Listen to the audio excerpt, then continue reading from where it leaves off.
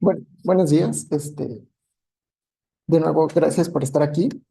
Y bueno, antes de que Bernardo y Miguel empiecen a trabajar, o bueno, a platicarles un poquito más sobre cosas de bioinformática en el curso, pues a mí me gustaría como darles una introducción muy rápida de cuáles son los fundamentos de ecología microbiana, que a final de cuentas los estudios que nosotros estamos haciendo en el Atlas y que nos permiten hacer este tipo de datos genómicos que estamos obteniendo de las comunidades microbianas, pues todos están englobados dentro de esta área de la ecología microbiana, ¿no?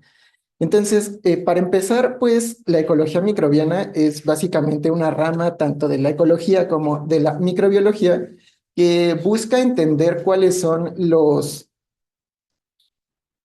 patrones o cuáles son más bien los factores que están influyendo sobre los patrones tanto de diversidad taxonómica como funcional de las comunidades de microorganismos que vamos a encontrar asociadas a algún hospedero, ya sean plantas o animales, o también las comunidades de microorganismos de vida libre que encontramos en los suelos o en columnas de agua, por ejemplo. Entonces, para empezar a entender cómo es que surgió esta área de estudio, pues tenemos que remontarnos un poquito a los años, a mediados de los años 1600 más o menos, cuando gracias a los aportes que hizo Leeuwenhoek al perfeccionar los microscopios que existían en esa época, pues las personas fuimos capaces, o más bien, Leeuwenhoek fue capaz de observar por primera vez a los microorganismos. En este caso, pues lo que él observó fueron bueno, él observó protozoarios a los cuales llamó animánculos y estas observaciones sentaron las bases para el desarrollo de la microbiología como un área de estudio separada a la biología, podríamos decirlo, ¿no? De macroorganismos, por ejemplo. Sin embargo, pues a pesar de estas primeras observaciones, el desarrollo de la microbiología pues se vio un poco ralentizada, por decirlo de alguna manera, ya que tuvieron que pasar 200 años, casi casi, para que pudiéramos empezar a tener avances considerables en cuanto a lo que es la microbiología, y esto se debe principalmente a que cuando Leeuwenhoek vivía, pues era primero muy difícil observar microorganismos y era más difícil aún o no existían las metodologías para aislar esos microorganismos y poderlos estudiar en un laboratorio o de manera aislada. Entonces, como les mencioné, 200 años después, más o menos, gracias a los aportes que hicieron científicos como Pasteur, Koch y Kohn, pues el desarrollo de la microbiología como una ciencia empezó a avanzar un poquito más y específicamente Pasteur y Koch, por ejemplo, trabajaron o hicieron aportes muy importantes a la microbiología clínica, estudiando tanto el desarrollo de las enfermedades infecciosas, principalmente ese fue el trabajo de Koch, y posteriormente, bueno, a la par más o menos porque fueron contemporáneos, pues Pasteur trabajó también con el estudio de enfermedades infecciosas tanto en animales como en humanos. Y uno de los aportes también muy importantes de Pasteur, pues fue el proceso de, bueno, el proceso de pasteurización. Mediante estudiando la fermentación, él desarrolló el proceso de pasteurización y este, pues, descubrimiento permitió como desechar de tajo la teoría que existía en ese entonces de la generación espontánea. Y otro contemporáneo de estos dos investigadores fue Kohn, y él contribuyó o tuvo una contribución muy importante al desarrollo de medios de cultivo estériles. Y esto pues permitía de cierta manera ya empezar a estudiar de manera aislada los microorganismos que eran capaces de aislar en ese momento los investigadores. Pero uno de los aportes más importantes de Kohn, desde mi punto de vista, fue su sistema de clasificación bacteriana. Él propuso usar distintos caracteres morfológicos de los microorganismos para empezar a clasificar a las bacterias principalmente en distintos grupos, como por ejemplo bacilos, cocos, estreptococos, etcétera, ¿no? Esta clasificación estuvo basada únicamente en caracteres morfológicos que éramos capaces de identificar y de describir en las bacterias. Y en este caso, o sea, los aportes que hicieron ellos tres, pues sí, estuvieron como muy sesgados a la microbiología clínica. Y específicamente el estudio o el surgimiento de la ecología microbiana como una disciplina o como una rama de la microbiología se dio gracias a los aportes de Bejernik y de Winograsky. Específicamente a ellos dos se les atribuye el desarrollo de medios de cultivo enriquecidos para el estudio de microorganismos que están presentes en el ambiente, pero que tienen características metabólicas muy específicas. Los trabajos que ellos dos realizaron, pues llevaron al descubrimiento del proceso de nitrificación. Esto fue el descubrimiento de Winograsky, que básicamente es el proceso donde el amonio se oxida a nitratos. Y también, bueno, en el caso de Bejernik, pues él fue capaz de aislar la primera bacteria que era capaz de reducir sulfato. Y estos fueron pues los primeros aportes en donde se observaba que los microorganismos son muy importantes para todos los procesos de regulación de los ciclos biogeoquímicos. Y pues estas observaciones podríamos considerarlas como que fue el inicio de esta área de ecología microbiana. Sin embargo, en la Universidad de Delft, que es donde trabajaba este Bejernik, en años siguientes, pues estos estudios quizá quedaron un poquito, o no hubo muchos avances en los estudios en cuanto a la contribución de los microorganismos en otros procesos biológicos, como los ciclos biogeoquímicos, porque muchas de las personas que trabajaban después de Bejernik en Delft, pues centraron su atención en tratar de clasificar de mejor manera a los microorganismos. En este caso, la clasificación morfológica que propuso Kohn se complementó con la consideración de distintos caracteres metabólicos que tenían los microorganismos. Por ejemplo, si eran capaces de fijar nitrógeno, si eran capaces de reducir sulfato, o si tenían como ciertas características metabólicas específicas que pudiéramos usar para adicionar y mejorar esta clasificación morfológica que ya se tenía en esa época. Y pues esto tardó, o sea, este fue un tema pues muy controversial, o sea, cómo vamos a clasificar de una manera correcta los microorganismos. Y no fue hasta más o menos 20 años o 25 años después cuando Sanger desarrolló el proceso de secuenciación de proteínas y unos pocos años después el proceso de secuenciación de ácidos nucleicos, que las personas empezaron a tratar de usar las secuencias genéticas para clasificar a los microorganismos. Y en este sentido, uno de los científicos que tuvo un mayor aporte al desarrollo de la ecología microbiana, pues fue Carl Guth, ¿no? Entonces, seguramente habrán escuchado hablar de él en algún momento en sus clases. Y pues lo que hizo Guth fue trabajar específicamente secuenciando los genes ribosomales de bacterias. Entonces, lo que implicó el trabajo de Guth para el desarrollo de la ecología microbiana y para la clasificación de los microorganismos, perdón, fue la capacidad de incorporar información genética y filogenética también, bueno, más bien información filogenética en la clasificación de tanto, bueno, en la clasificación de los microorganismos. Y debido a su trabajo, o sea, él empezó a secuenciar muchísimos genes del 16S de muchos organismos, y cuando los puso en un contexto filogenético, pues fue que fuimos capaces, o bueno, él fue capaz de descubrir que los organismos procariotas no solamente eran las bacterias, él describió un dominio nuevo, en este caso las arqueas, en base a la conservación de secuencias que existe en el 16S. Entonces, actualmente y durante, bueno, como les he venido comentando en estas diapositivas, existen distintas estrategias para estudiar las comunidades microbianas.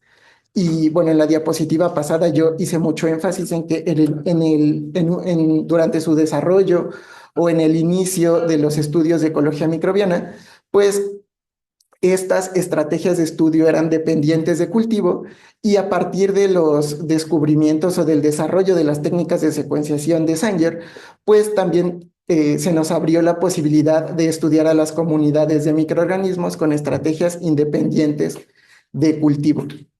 Entonces, cuando hablamos de estrategias dependientes de cultivo, pues nos estamos refiriendo a todos aquellos estudios que implican que tenemos que aislar a los microorganismos para estudiarlos de manera independiente o en pequeñas comunidades microbianas que nosotros podemos manejar en el laboratorio en placas de Petri.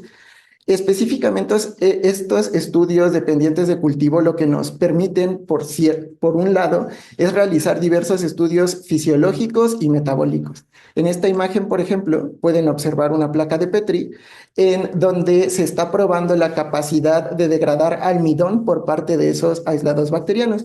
Donde se ve un halo de degradación, pues quiere decir que la bacteria que está presente en ese halo pues tiene la capacidad metabólica de degradar el almidón.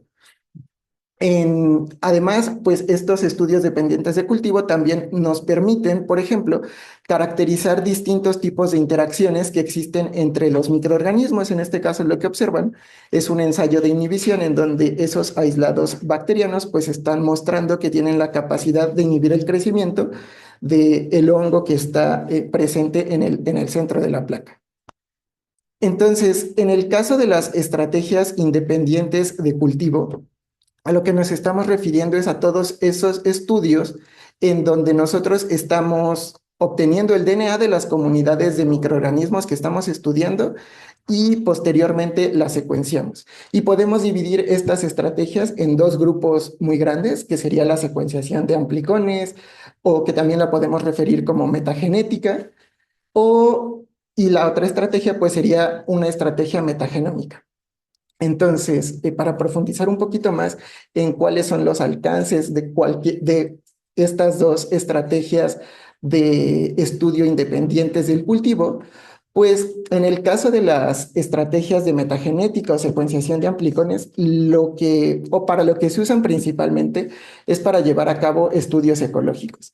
En este caso, estamos secuenciando únicamente una porción o una región muy pequeña del DNA de los organismos que tenemos en nuestras muestras o en las comunidades que estamos estudiando.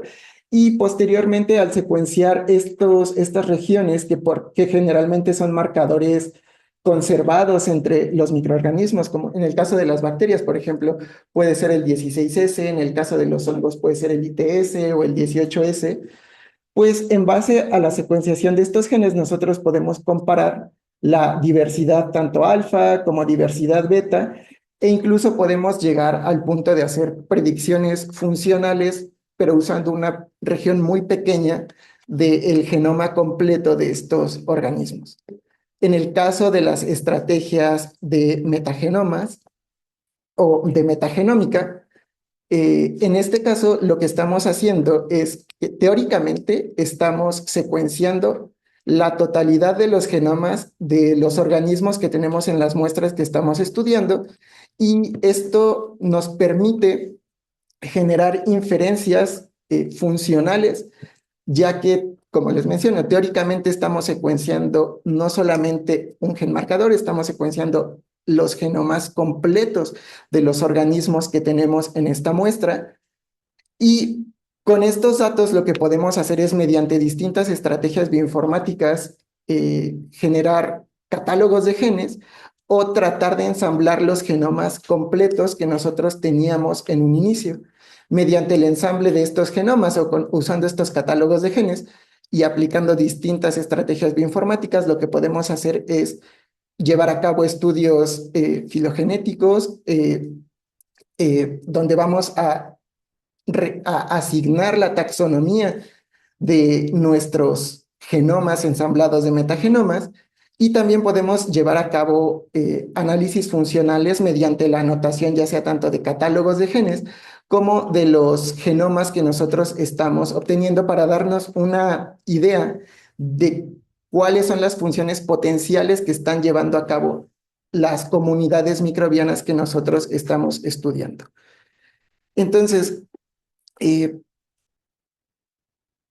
se han desarrollado a partir de que Sanger desarrolló la secuenciación de bueno, a partir de del desarrollo de la secuenciación Sanger, se han desarrollado distintas técnicas para secuenciar las moléculas de DNA que nosotros logramos aislar de las comunidades de microorganismos. En el caso de los estudios de ecología microbiana, podemos hablar de que la secuenciación Sanger y de que la secuenciación Illumina, pues son las dos estrategias o técnicas de secuenciación más usadas en estudios tanto de microbiomas o de comunidades microbianas ambientales. No voy a profundizar mucho sobre cómo funcionan estas estrategias de secuenciación porque seguramente ustedes ya lo revisaron en algún momento. Si tienen, o sea, si hay personas que no sepan un poquito cómo funcionan, me gustaría que lo dijeran para tratar de aclarar dudas y explicarlo de manera muy rápida, pero Sí. ¿ok?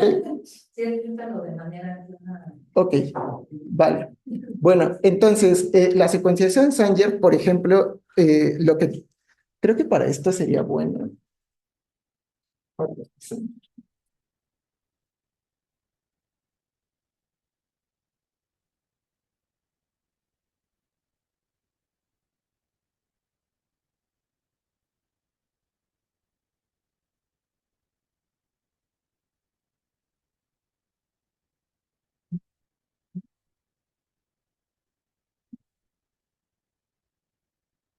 Básicamente, la idea de la secuenciación Sanger, o el proceso por el cual nosotros vamos a secuenciar por Sanger, nosotros tenemos un gen de interés, que en este caso, por ejemplo, podría ser el 16S, que mide alrededor de 1600 pares de bases. Entonces, el primer paso para secuenciar por Sanger este gen marcador sería usar primers específicos para secuenciar la totalidad, o para, mediante PCR, obtener secuencias de amplicоnes del 16S de las comunidades que nosotros estamos estudiando. En este caso, esta técnica en estudios de ecología microbiana es más usada cuando estamos estudiando o cuando tenemos el interés de identificar taxonómicamente con una pues, fidelidad alta algunos aislados bacterianos que tengamos. Entonces, de estos aislados bacterianos o de estos ceparios que nosotros podemos obtener, lo que vamos a hacer es amplificar el gen que nos interesa. Posteriormente, el proceso de secuenciación, pues, o cómo funciona esta estrategia de secuenciación, es que nosotros, o en la compañía de secuenciación, donde vamos a enviar nuestra muestra, voy a dejar de compartir porque necesito espacio.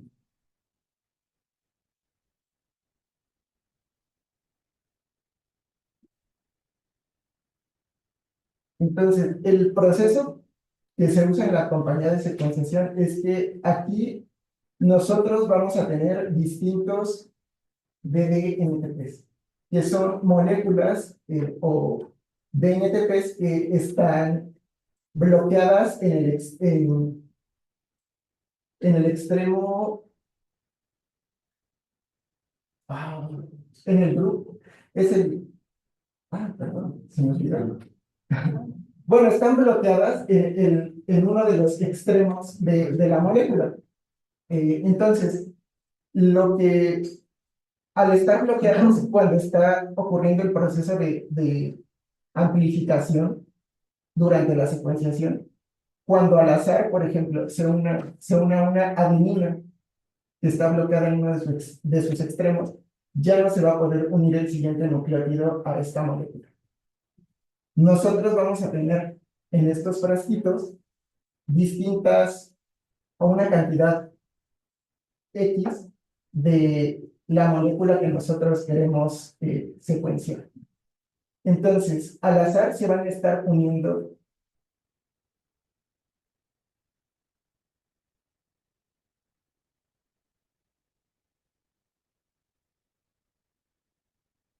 distintas bases a la secuencia que estamos secuenciando en este caso.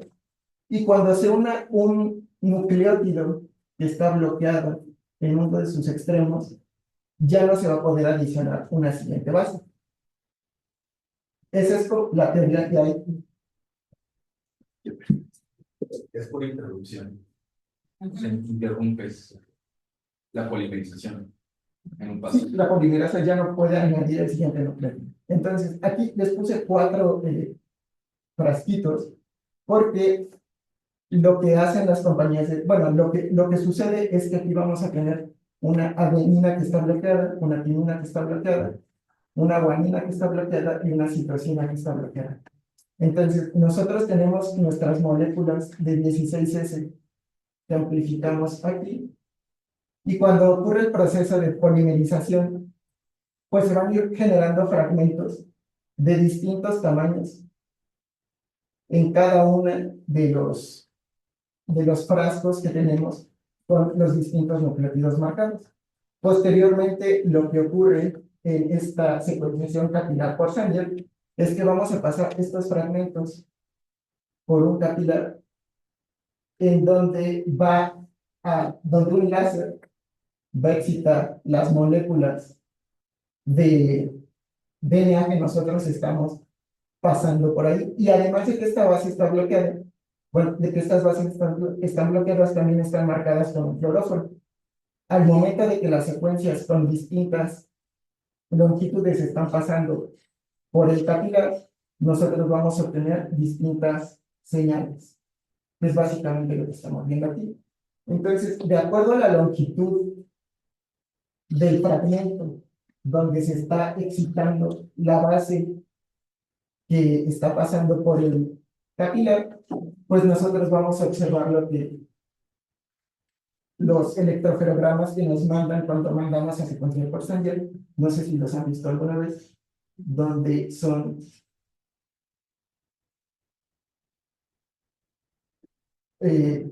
gráficos de esta manera, de este tipo. Entonces, puede haber ocasiones donde el electroferograma pues se observe de esta manera, ¿sí? Y lo que quiere decir es que bueno, el pico más alto es el que tuvo una mayor excitación de cada una de las bases que nosotros estamos pasando por el capilar. Entonces, esa es la manera en la que funciona la secuenciación. Bueno, una manera como eh, básica en la que está funcionando la secuenciación de Sanger.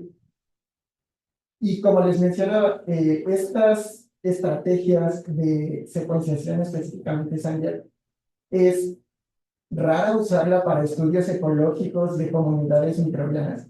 Básicamente, cuando nosotros la empleamos es cuando queremos asignar la taxonomía de aislados bacterianos que tenemos como resultados de un análisis ecológico donde, por ejemplo, tenemos un cepario bacteriano, un cepario de hongos que queremos clasificar taxonómicamente usando la secuencia completa de un gen marcador. En este caso, del 16S o, por ejemplo, la secuencia del ITS, la secuencia del 18S, porque estamos secuenciando con una alta fidelidad esta región y nos permite tener una mayor confianza en que la asignación taxonómica que le estamos dando a nuestro aislado, pues coincide con lo que podemos encontrar en las bases de datos.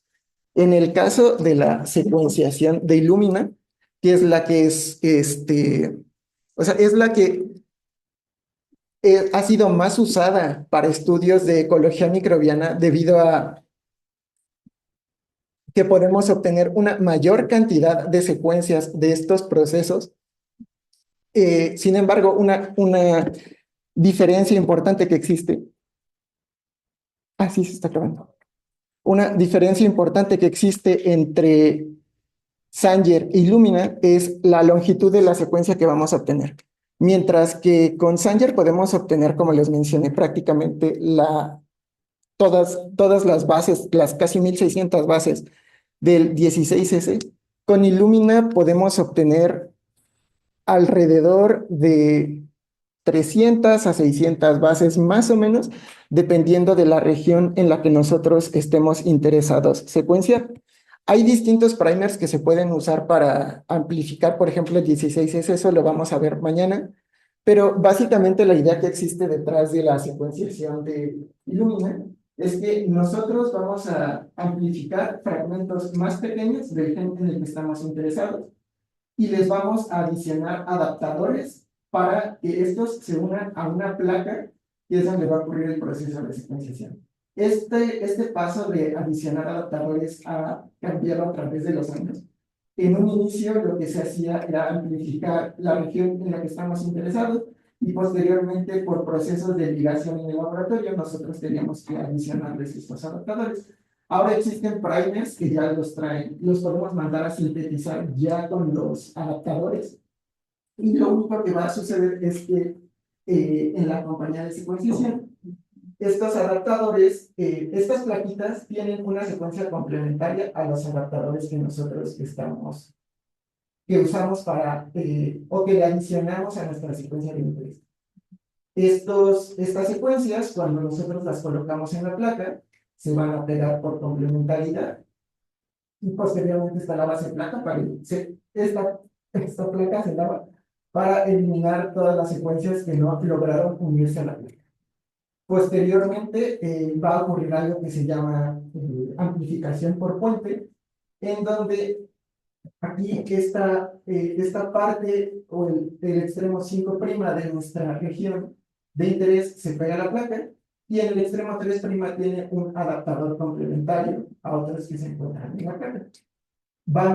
Lo que ocurre aquí es que inician procesos de PCR, muchos procesos de PCR, en donde se va a empezar a amplificar la secuencia que se logró pegar a la placa, se amplifica y se forma un puente con la secuencia adaptadora complementaria que está en la placa.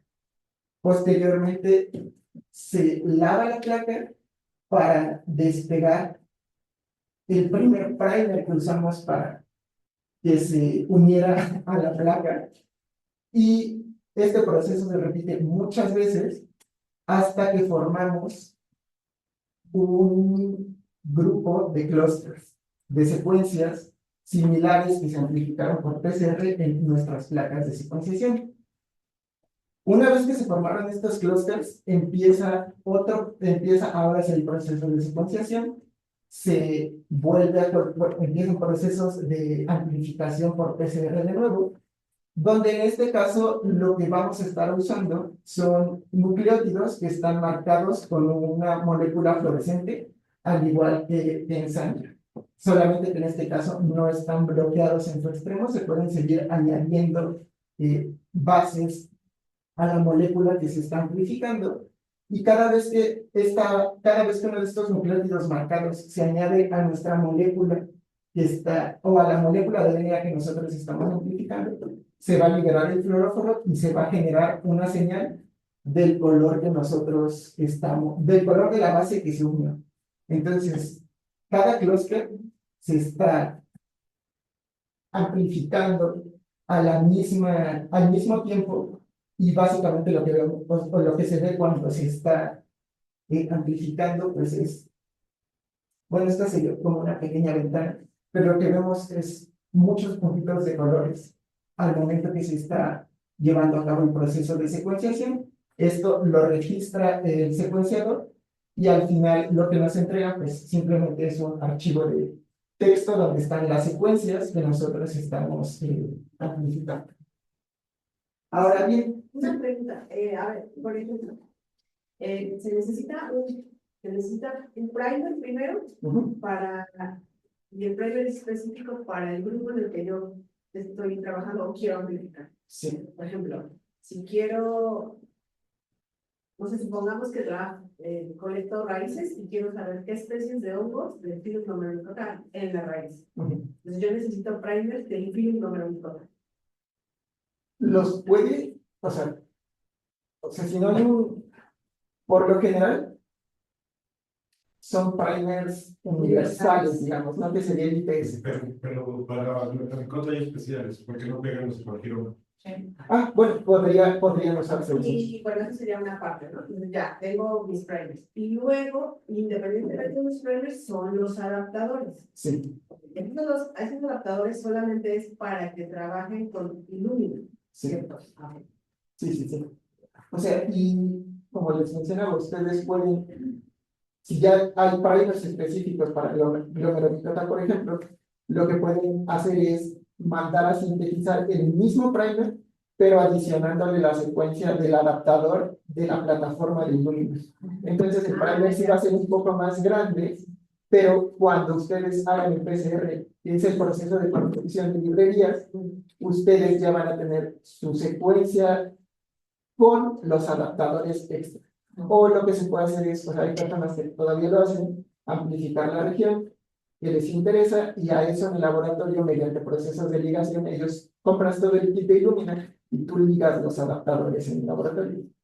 Si solo haces metamarcoding, combina lo primero que él dijo, o sea, que Sí. tu primer le venga pegando el adaptador, pero si no haces Illumina para otras cosas que no sea metamarcoding, por ejemplo, de RATSE o alguna otra cosa, bueno, una otra aplicación de Illumina, entonces no se convienen tantos, si te ahorro dinero, y se conviene más tener los primers para hacer los links por separado y ¿no? Sí, porque, la verdad, entonces, no son baratos, los primers ya con los adaptadores para Illumina no son baratos. Pero, por ejemplo, si el trabajo de laboratorio se basa en hacer estos estudios de ecología microbiana, pues sí vale la pena que se invierta en estos premios, porque los vas a tener y te van a servir para muchísimo tiempo. Yo, por ejemplo, en el laboratorio donde hice el doctorado, nosotros teníamos como 170 primers que yo entré, yo me fui, y hay gente que está trabajando ahorita y los primers siguen ahí, ¿no? Entonces es una inversión de dinero que se hace, pero es pensando más o menos en qué es lo que quieres hacer después. Y si no, pues simplemente existe la alternativa de que tú no hagas las librerías y simplemente contratas una compañía de secuenciación, como estamos haciendo para el Atlas, donde nosotros mandamos el DNA y ellos construyen las librerías y ellos se pagan ese proceso. O sea, la librería es justo esos primers más los adaptadores. Esa es la librería. La librería es la región que usted quiere amplificar con los adaptadores adicionales.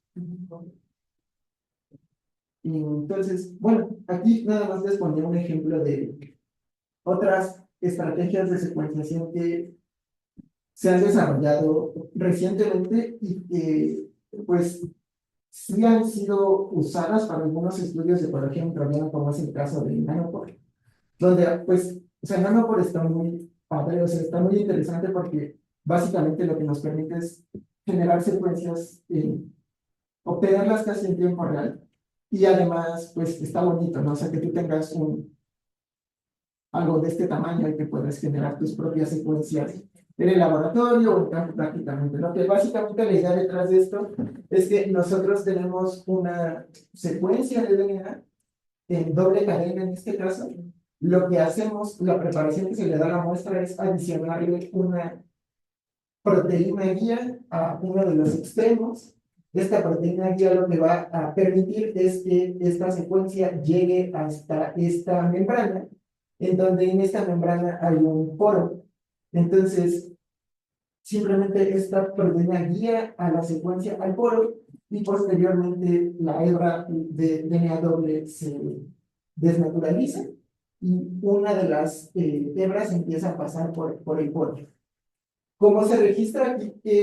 O ¿cómo se obtienen las secuencias? Simplemente es por una disrupción del potencial de iones que existe en la membrana y en el bueno, dentro del poro. Entonces, cada una de las bases, cuando va pasando por el poro, pues genera una señal eléctrica.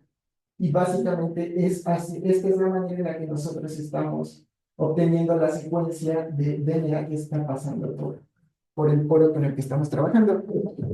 Esta tecnología pues no tiene muchos años, o sea, y tendrá como unos 10 años más o menos que se había empezado a desarrollar. Y en un inicio pues sí tenía la desventaja de que las secuencias o la calidad de las secuencias que obteníamos no era tan buena comparada, por ejemplo, con Illumina. Han pasado los años y esto ha mejorado un poco, pero para específicamente estudios de ecología microbiana, pues quizás sí está un poquito, o la implementación de estas estrategias de secuenciación se quedó un poco atrás porque no existen herramientas de informáticas específicas para analizar el tipo de datos que estamos obteniendo con Nanopore, por ejemplo. Entonces, también eso es muy importante cuando nosotros decidimos qué estrategia de secuenciación usar. Pensar cómo vamos a analizar estos datos después. Y bueno, si no es que la mayoría de las estrategias o de los programas informáticos que están centrados en estudios de ecología microbiana, pues están desarrollados bajo la idea de que vamos a analizar secuencias obtenidas a partir de Illumina. Sí hay algunos programas que se han empezado a desarrollar para estudiar o para analizar datos de Nanopore, pero pues no están tan desarrollados como están otros pipelines ya completamente establecidos como para Illumina. Entonces, bueno, como les mencioné hace unos momentos, a final de cuentas no importa qué estrategia de secuenciación. Bueno, sí importa por algunas consideraciones que les mencioné, pero los archivos de salida que vamos a obtener de estos son lo mismo. Son archivos de texto donde tenemos nuestras secuencias de DNA. Y en este caso, pues hay dos formatos muy importantes, el formato FASTA y el formato FASTQ.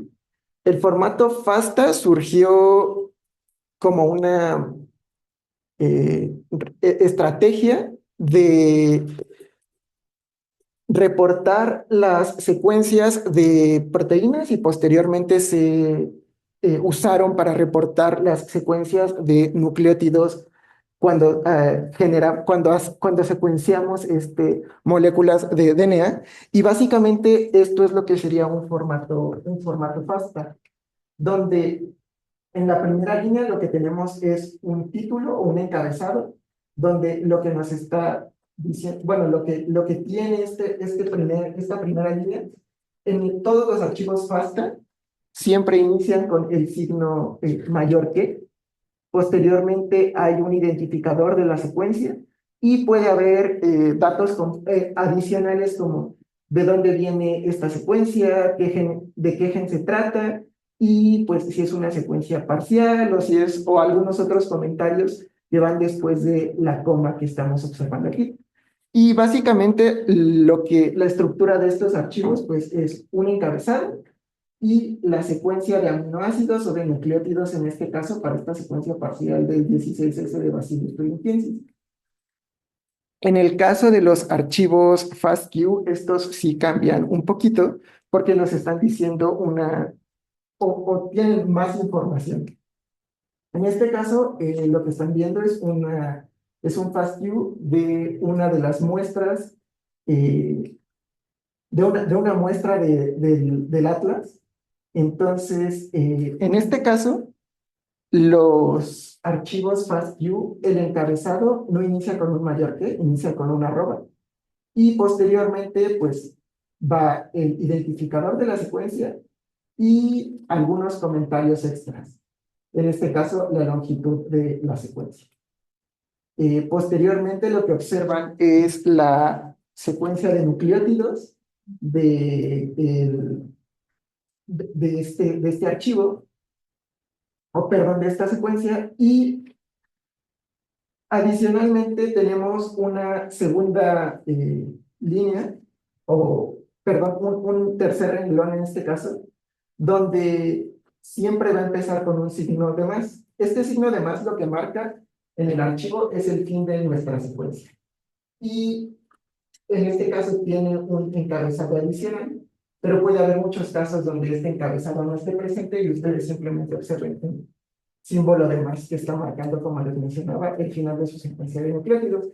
Y todos estos caracteres ASCII que observan ustedes aquí abajo, pues son los valores de calidad que reportó el secuenciador para cada una de las bases de nuestra secuencia.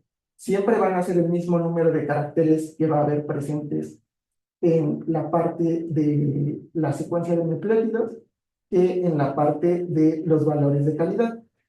Y cada uno de estos valores o cada uno de estos caracteres tiene un significado específico que les voy a platicar un poquito más adelante en la siguiente diapositiva.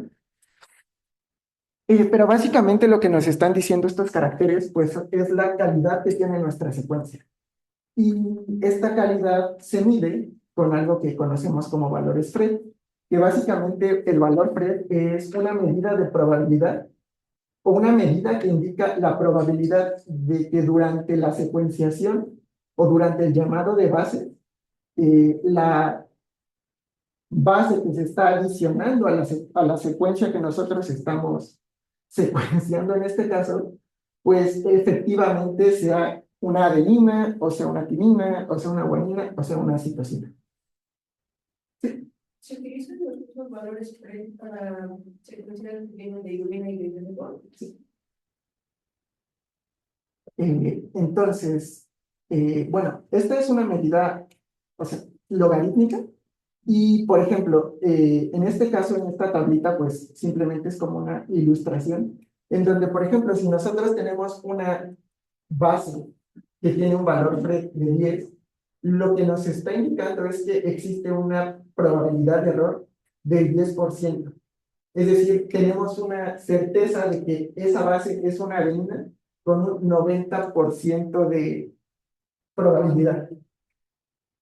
Este valor va aumentando, al ser logarítmico, pues va aumentando. En el caso de que observemos una base que tiene un valor Phred de 20, lo que indica es que el error es de 1 en 100, y tenemos una precisión de que esta base es una adenina, por ejemplo, con un 99% de confianza. Y pues esto va aumentando mientras mientras el valor de Phred va subiendo. O sea, lo que nosotros quisiéramos siempre, pues, es tener secuencias que tengan un valor de Phred por arriba de 30 quizá, porque tenemos un 99.99% de confianza de decir que nuestra adenina es una adenina, que las guaninas son guaninas. Entonces, en el caso de los valores ASCII que observaron hace un rato, bueno, como mencionaba, como preguntaba Daniela, o sea, sí, se usa, los valores ASCII son los mismos para Illumina y para todas las tecnologías de secuenciación que existen en este momento. Y lo que observan aquí sería, en la Q, sería el valor Phred para cada una de las bases, o perdón, de los valores ASCII que tenemos acá. El valor de Phred para estas tecnologías va de 0 a 42. Siempre va de 0 a 42. Siendo 0, pues, bases que tenemos una probabilidad de error del 100%, es decir, que son bases que no sabemos en realidad, o sea, que hubo un error en la secuenciación prácticamente cuando se adicionó esta base, y con el 42, pues, existe una probabilidad de error muy baja, y podemos decir que tenemos una alta certeza de que la base que se adicionó durante el proceso de secuenciación, pues en realidad o es una adenina o es una timina, o guanina o citosina. Entonces, esto por lo general nosotros no lo vamos a estar viendo, o sea, no vamos a estar analizando directamente. ¿Sí? Sabes que sabía un poco pero por ejemplo, con una base ambigua, si pudiera decir que tiene un valor muy alto de error, o cómo es que se calcula ese. O sea, sí considera bases ambiguas, o sea, sí hay consideraciones para cuando se usan bases ambiguas, que pueden ser una guanina o una citosina. También esos tienen medidas de calidad que están consideradas dentro de los valores así que están presentes en la tabla, por ejemplo. O sea, lo vamos a checar mañana que estemos analizando las muestras de calidad, o bueno, las calidades de las secuencias de 16S, pero sí, o sea, sí está considerado eso aquí. Este, entonces, está cambiando. Y bueno, aquí pues está, o sea, hemos platicado ahorita sobre hasta, por ejemplo, cómo obtener nuestros datos de secuenciación, algunas consideraciones de calidad que tienen los datos que estamos obteniendo. Y ahora pues el siguiente paso es, o sea, ¿qué vamos a hacer con estas secuencias, no? Y lo que queremos hacer generalmente es clasificar estas secuencias y almacenar estas secuencias. Entonces, para este caso, pues nosotros podemos plantearnos tanto clasificar taxonómicamente nuestras secuencias o clasificarlas funcionalmente. Generalmente, o en muchas ocasiones, cuando hacemos este tipo de estudios ecológicos de metagenética, pues estamos interesados mucho en esta parte de clasificación taxonómica, porque nos interesa saber qué microorganismos están presentes en nuestras muestras. Y en este sentido, pues lo que podemos hacer es tomar nuestra secuencia, tanto FASTQ como FASTA, y lo más fácil o lo primero que nos enseñan cuando estamos empezando a trabajar con bioinformática, pues es a usar la base de datos de GenBank. En este caso, pues como estamos hablando de una secuencia de DNA o de nucleótidos, pues lo que tendríamos que usar es un BLAST de nucleótidos para identificar a qué microorganismo pertenece esta secuencia. Entonces, en las bases de datos del NCBI, pues podríamos decir que son la base de datos biológica más grande que hay en este momento, porque muchas personas lo que hemos hecho durante mucho tiempo es almacenar nuestras secuencias en esta base de datos. Entonces, mediante el uso de estos programas bioinformáticos, como BLAST, por ejemplo, nosotros podemos llegar a conocer o inferir que la identidad de esta secuencia, pues, pertenece a Bacillus thuringiensis, debido a la complementariedad de secuencias que existe entre la secuencia que nosotros generamos hipotéticamente y lo que está presente en las bases de datos. Y eso es muy importante, que todos estos estudios de secuenciación dependen grandemente de lo que hay presente en las bases de datos. Entonces, en el caso de la identificación taxonómica, hay muchas bases de datos que podemos usar. En este caso, estas tres son algunas de las más usadas para clasificar taxonómicamente secuencias de 16S ribosomal.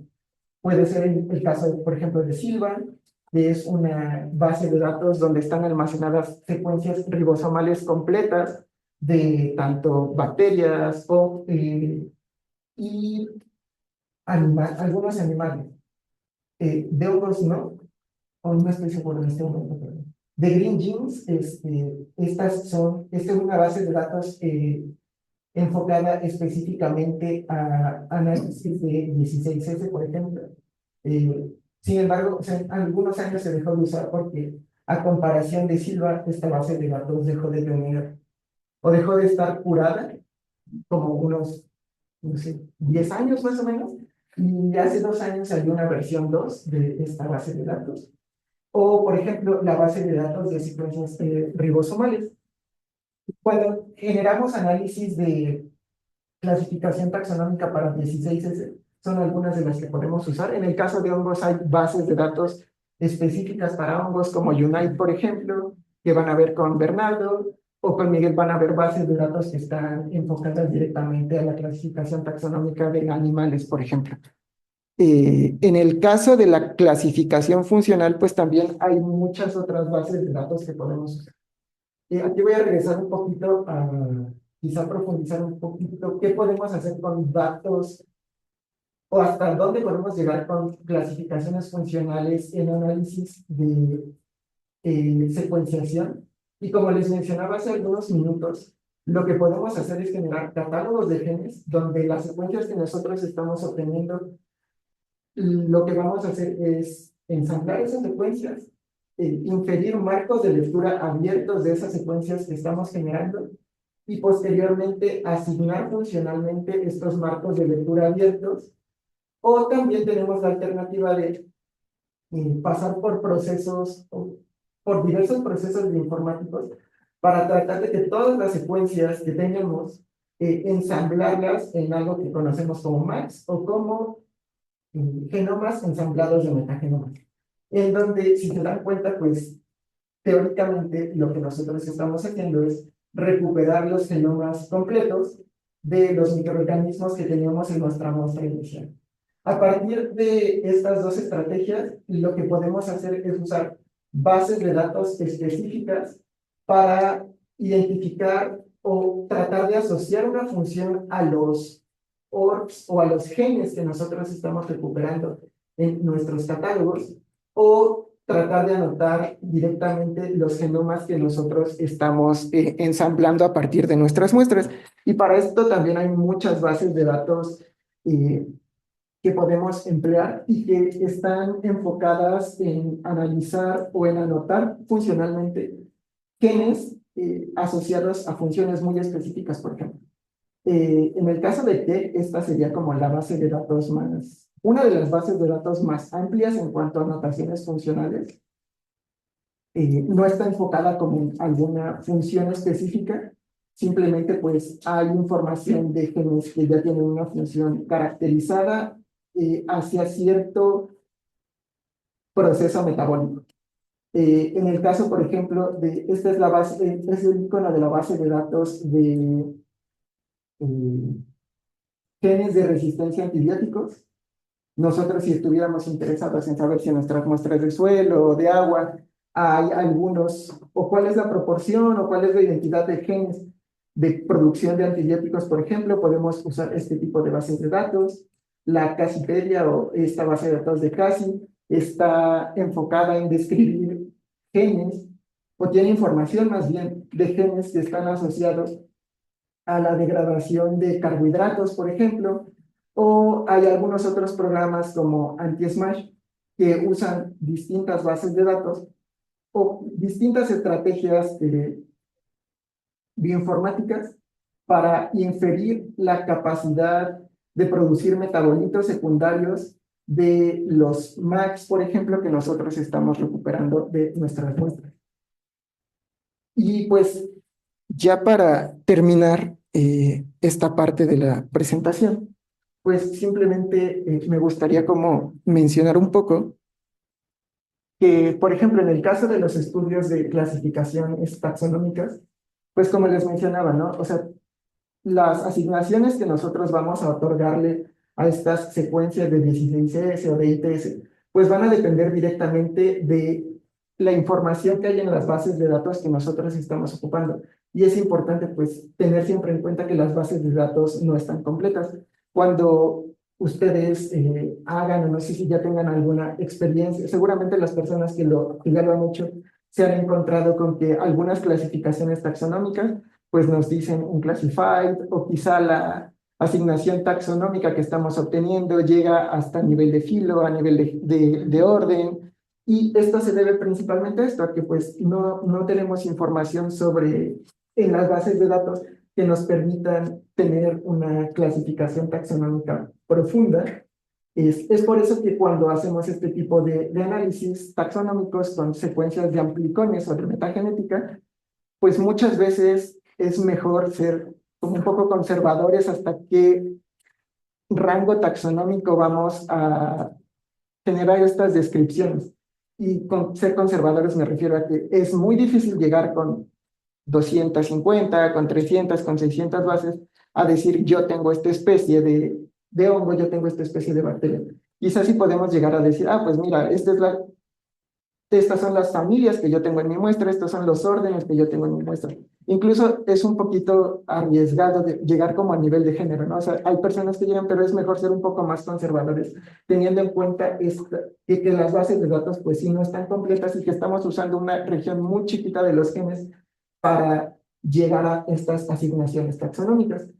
Además, pues también hay una sobrerepresentación de ciertas especies en estas bases de datos, por ejemplo. O sea, no va a ser la misma proporción de bacterias fijar, no, ¿cómo qué orden de bacteria podría, o qué bacteria podría ser? Por ejemplo, de un vibrio, no vamos a tener las mismas secuencias de un vibrio en la base de datos de Benzilla que las secuencias de E. coli que vamos a encontrar por ahí, simplemente porque pues E. coli se ha estudiado más y hay una mayor cantidad de secuencias que en la base de datos que pertenecen a E. coli a comparación de otros grupos bacterianos, por ejemplo. Y además también es importante mencionar que hay una inconsistencia importante en la clasificación taxonómica de las bases de datos que estamos usando. Por ejemplo, lo que les mencionaba hace unos momentos, o sea, Green Jeans no fue curada durante mucho tiempo y hay muchas personas que usaban Green Jeans. Entonces, cuando tú comparas una clasificación de Green Jeans con la de Silva, pues quizá los taxónomos pues ya cambiaron a un género de, a una familia de bacterias, la subieron un orden taxonómico a un nivel taxonómico a nivel de orden, por ejemplo, ¿no? Eso en Silva. Pero si estamos usando Green Jeans, pues vamos a tener una asignación taxonómica anterior a ese cambio, ¿no? Entonces, quizá cuando comparas, y eso sí, o sea, eso me ha pasado y le pasa a muchas personas, cuando tú ves las asignaciones taxonómicas de usando dos bases de datos distintas, pues puede ocurrir el caso donde tú tengas, por ejemplo, un grupo, no sé, a mí me pasó, por ejemplo, en el doctorado, yo tenía un grupo de bacterias que en Silva estaban clasificados como orden quitinofagales, pero eso usando Silva y usando Green Jeans, ese orden no era un orden, era una familia. Entonces, sí ocurrió un cambio, la subieron de nivel taxonómico y si hay, a eso se refiere esta inconsistencia en la clasificación taxonómica. Es por eso, pues, que sería bueno, pues, estar como al tanto de qué tan actualizada está la base de datos que vamos a usar para generar estas clasificaciones. Y bueno, para terminar, pues, nada más, pues, también mencionar un poco sobre que no es el objetivo del curso, hacer como clasificaciones funcionales, pero pues sí mencionar un poco que también en el caso de las bases de datos que se centran en clasificar funcionalmente tanto a los genes como a los MAPs, por ejemplo, que podemos obtener de un estudio de metagenómica, pues existe un sesgo en la caracterización de genes y proteínas. Si ustedes han tenido la oportunidad de leer algún artículo de metagenómica o han hecho estudios de metagenómica directamente ustedes, cuando hacen la clasificación taxonómica usando, por ejemplo, la base de datos de CO, la de clústeres ortólogos, lo que van a observar es que, o pueden observar que muchos de los genes están clasificados como 1-1. O sea, y básicamente lo que nos está diciendo es que esos genes no tienen una caracterización funcional en laboratorio. Entonces, no sabemos a qué función celular están asociados. A eso se requiere el sesgo en la caracterización tanto de genes como de proteínas. Y también es importante mencionar que la clasificación funcional o que usan muchos de los programas que se usan para hacer estas clasificaciones, pues están basados en esta idea de que los genes son ortólogos entre ellos. Es decir, un gen se originó, o este gen está llevando a cabo la misma función en dos especies diferentes y deja de lado como toda esta probabilidad de que un gen pueda haber cambiado de función en una especie que no tenga la misma función en dos especies. Entonces, a esto se refiere esta consideración. Y pues, por mi parte, eso sería todo.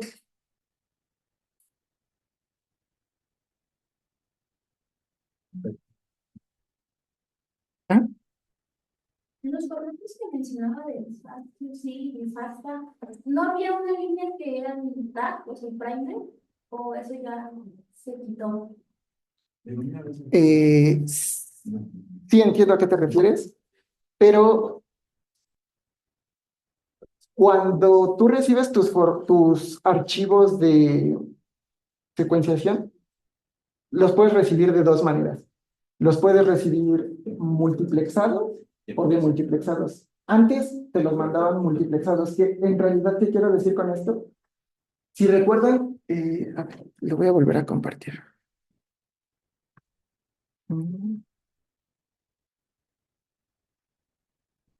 Quizá esta me sirva un poquito para ejemplificar.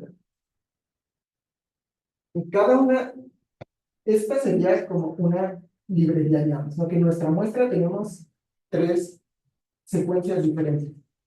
Entonces, todas estas, o más bien, perdón, cada una de estas líneas de colores representa una muestra diferente. Cuando tú mandas a secuenciar una librería, lo que tú haces es, en un tubito, pones muchas muestras diferentes a la misma concentración molar. Cada una de ellas lleva un barcode específico para que tú puedas diferenciarlas después. Cuando yo me refiero a demultiplexar, es que la compañía de secuenciación ya pasó un proceso bioinformático mediante el que se identificaron los barcodes y se separaron tus muestras. Entonces te mandan varios archivos FASTQ. Si no están demultiplexadas, te mandan un solo archivo FASTQ y tú conoces la secuencia de barcodes que te diste. Para tú poder pasar por este proceso de demultiplexación, tienes que eliminar los adaptadores que hay acá. Entonces, hay como pasos de control de calidad que tú tienes que hacer siempre que estás analizando tu secuencia, donde tú tienes que conocer cuál es la secuencia completa del adaptador, cuál es la secuencia completa del primer, y es muy recomendable que siempre que vas a analizar tus datos, quites esta secuencia. Y incluso que quites la secuencia del primer que usaste para amplificar tu gen, para que de esta manera pues ves como este ruido que podría venir del proceso de amplificación por PCR. Entonces, sí, o sea, cuando tú analizas los datos, tienes que asegurarte de que tus secuencias no tengan estos o adaptadores de Illumina o tus primers de secuenciación. Pues sería bueno que, bueno, así como, les vamos a poner como diagramas en carpetas compartidas, justo de que explican lo que son los adaptadores, qué son los, digamos, esto que mencionaste, ¿no? Porque una cosa es el adaptador de la plataforma, y otra cosa son los barcodes, ¿no? Sí. Los códigos de barras, nosotros ya sabemos o sea, como qué barcode corresponde a qué muestra. Entonces, les vamos a poner como varias herramientas ahí para que lo chequen, igual artículos. Pero no sé si eso quedó claro. Sí saben igual de los barcodes, ¿no? Ya me han escuchado. Bueno. Sí, bien escuchar eso, si no se los puede. Lo de todos sí, pero si no lo puedes. Pues es un invito, nada más ustedes ponen donde está una cosa el adaptador, otra cosa es el barcode y después viene la secuencia. Y a veces esa secuencia es la que se queda marcada. Ahí sí depende de la tecnología, ¿no? Pero lo que nosotros vamos a revisar justo son datos de Illumina Mindset que ya vienen de multiplexados. Entonces no vamos a tener que hacer este paso, pero sí es importante saber lo que dijiste, de que a veces te dan un FASTQ completo y tú tienes que sacar tus muestras con tus barcodes, ¿no? Es otra chamba bien informática, otro trabajo. Pero igual, por ejemplo, vamos a analizar para ambos, vamos a analizar secuencias de path y eso es diferente. Ahí se usan otros valores de Q, o sea, completamente diferente, porque es otra tecnología. Y lo podemos revisar en la siguiente. Cuando veamos ambos, vamos a ver también cómo ya más a detalle, por ejemplo, la parte de path, ¿no? Pero justo ahorita con ese diagramita, pues es eso, básicamente, ¿no? O sea, es como lo esencial que hay que saber, que es un barcode, que es un adaptador, y cuál es la secuencia que nosotros estamos aplicando con los primers, ¿no? O sea, el adaptador es el de la. Bueno. Luego el barcode. Es un código de barras. Es un código interno, ¿no? Para que se lo... Entonces, bueno, Es una secuencia de única que va a identificar eso, ¿no? ajá. Entonces, por ejemplo, digamos que aquí, esta es la región B3 del 16 decimal.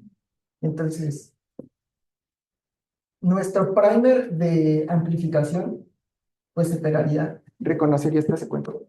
Pero el barcode es una secuencia, como dijo el doctor, es una secuencia única de DNA que va pueden ser de 8 a 15 bases más o menos, que sí es una secuencia única que nosotros conocemos. Entonces, el primer tiene unida este barcode y además tiene una región adicional que sería el adaptador de Illumina.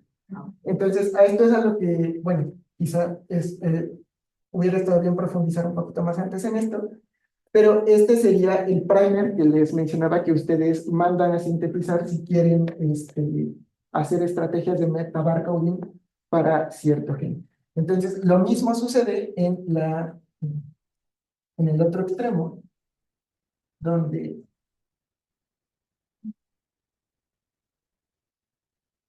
hay un barcode también en el otro extremo. Entonces, cuando nosotros generemos la secuencia, lo que nosotros, por PCR, lo que nosotros vamos a obtener es el amplicón de nuestro gen, donde ya está la región B3 en este caso, donde tiene unidos dos barcodes al extremo 5' y 3', y los adaptadores para el secuenciador. Entonces, este barcode sí tiene que ser específico para cada una de las muestras con las que nosotros estamos trabajando, precisamente por este proceso de multiplexing que les menciono. En realidad la combinación es la que tiene que ser única. Ajá, sí, sí. Bueno, La combinación de los dos. Unos, bueno, además, en algunos terminologías, índice 1 y barco del otro. Ajá. Esa es la combinación que tiene que ser única, no el barco, la combinación, si quieres, como tú estás haciendo, de dos barcos o de un índice y un barco. sí, Esa es la combinación. sí, justo.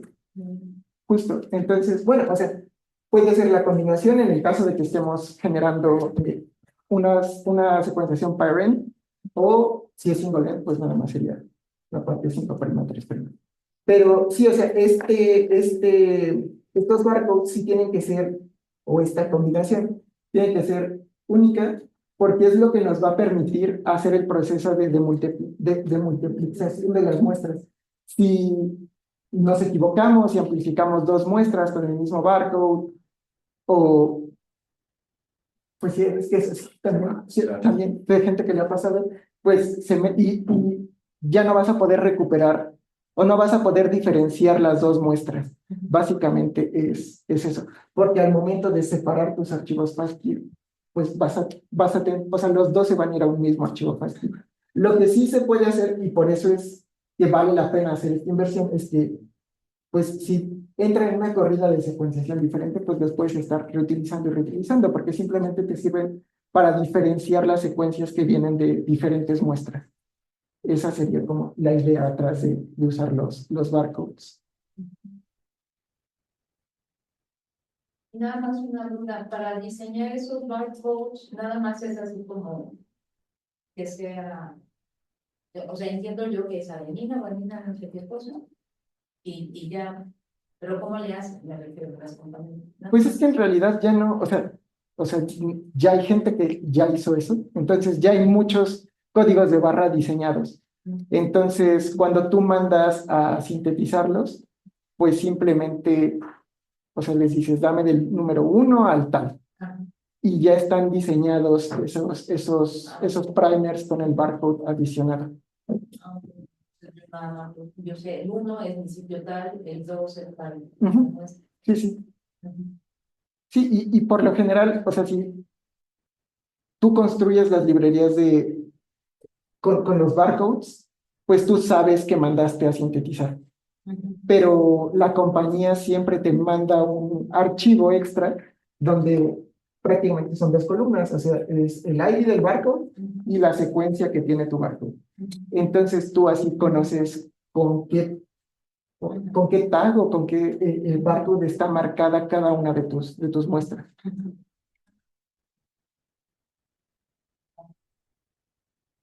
Obvio, si quieres hacerlo, tienes que ver que no haga loops o algo así. Sí.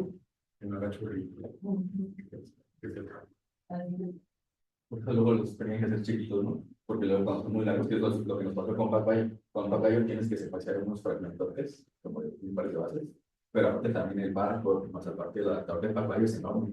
Entonces eso genera que como dice, el proceso se dobla en sí mismo, entonces ya no funciona bien la reacción, ¿no? Del deseo. Entonces es un tema, y justo como dice, bueno, ya hay personas que ya investigaron y ya tienen un chamba de más o menos cuáles son los barcos que funcionan, cuáles son los adaptadores que funcionan, aunque tú lo podrías hacer ustedes, hay programas que te ayudan a hacerlo.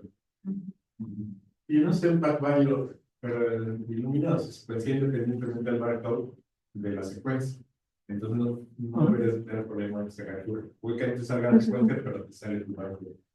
Para que digas una experiencia. Eso es lo que- Sepas cuál te salió, pero no sé cómo se empata ahí. Usan boas. Voy a ponerlos en la presentación el paso mañana. Pero sí es un poquito diferente porque ahí justo en lugar de hacer puentes, hacen como un círculo chiquitito de PCR por eso se pueden hacer cadenas tan largas. Pero el problema es justo que luego no tiene tanta profundidad. O sea, más me refiero como a que lo vamos a ver en clase, pero básicamente Illumina tiene muchísima profundidad. O sea, puedes saber que no te falta ninguna muestra. Generalmente tus curvas de acumulación de veces luego se acuestan. Pero en caballo, ¿no? ¿Por qué? Porque pues no puedes obtener, a veces el DNA genómico ya viene fragmentado y no todas las cosas se van a multiplicar tan largas, ¿no? Pero lo que sí tiene caballo es que justo los boas que genera esos círculos son de muchísima calidad. O sea, te ves como de arriba de 42, algo así. Ajá. Entonces, bueno, lo vamos a ver. Más preguntas.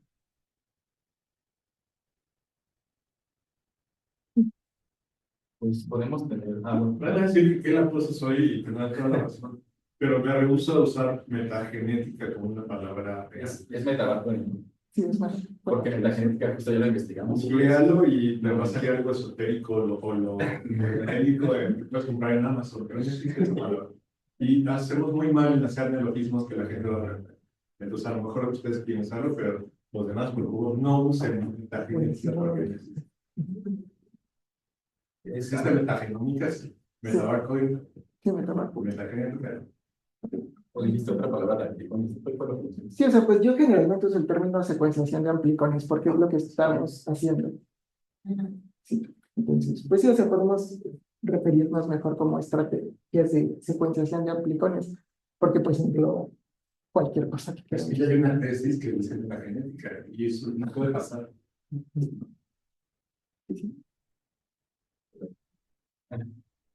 Muy bien, no sé si quieran, tenemos unos 15 minutos, porque creo que el salón hay que ocuparlo, justo tiene clase, pues no lo podemos ocupar ahorita. O ¿cómo se sienten? ¿Quieren un poquito más de tiempo? ¿O están bien? Porque no sé. Sí. Entonces nos vemos aquí a las 11, ahí en el otro salón, de aquel lado. Que dice hablador. Ajá, esa es la sala de consulta. Ah.